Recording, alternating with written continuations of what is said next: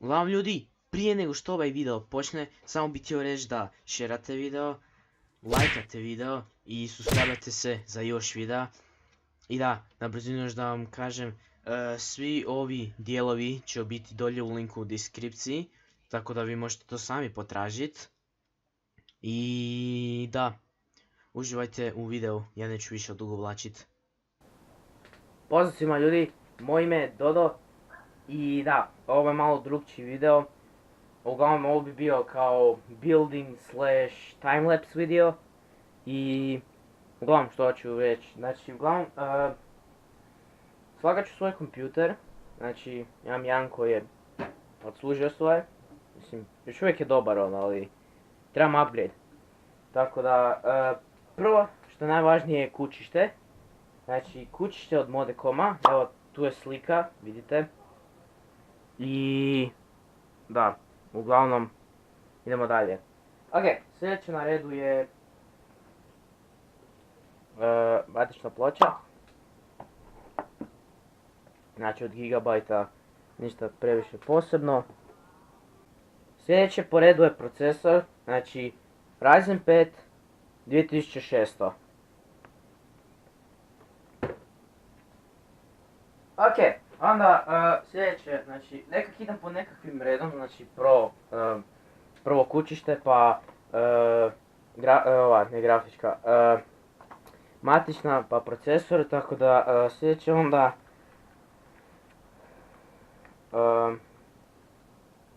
SSD od 240 GB, to ne znam da će se, 240 GB. I RAM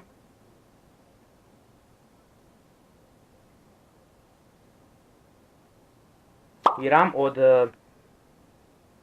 3DNZ-a, znači i DDR4. Uglavnom sve komponente i te stvari ću staviti dolje u deskripciju, tako da možete potražiti. Ostavit ću čak i na stranici koju možete to naći, tako da ništa previše. Onda, grafička kartica je Nvidia GeForce 1050 Ti od 4 GB. I power supply koji će pokretati ovo računalo je XT600, malo je težak, XT600. I uglavnom onda to je to od svih stvari, tako da krenut ćemo sada sa slaganjem.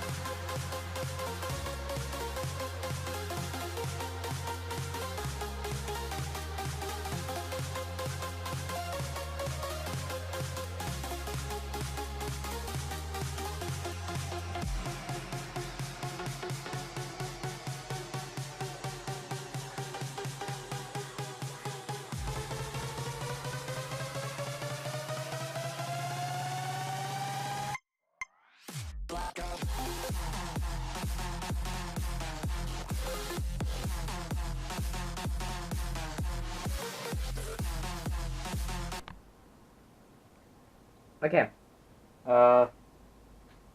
sada ću očistiti pastu sa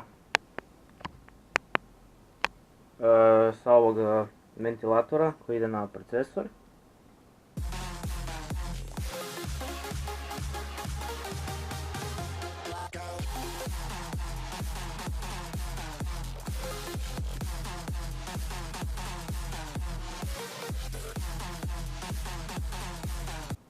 Ok, sada je sa ventilatora čišćena termalna pasta.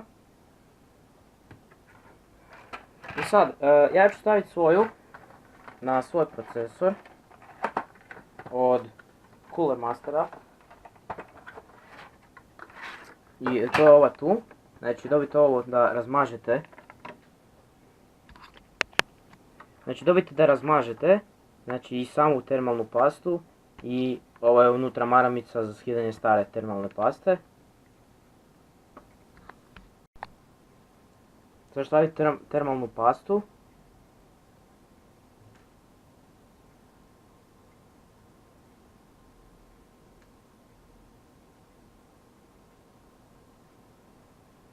Stavlja se u grudice zato da kada stavim hladnjak na nju, da ne ostanu nikakvi mjehurići zraka između hladnjaka i procesora.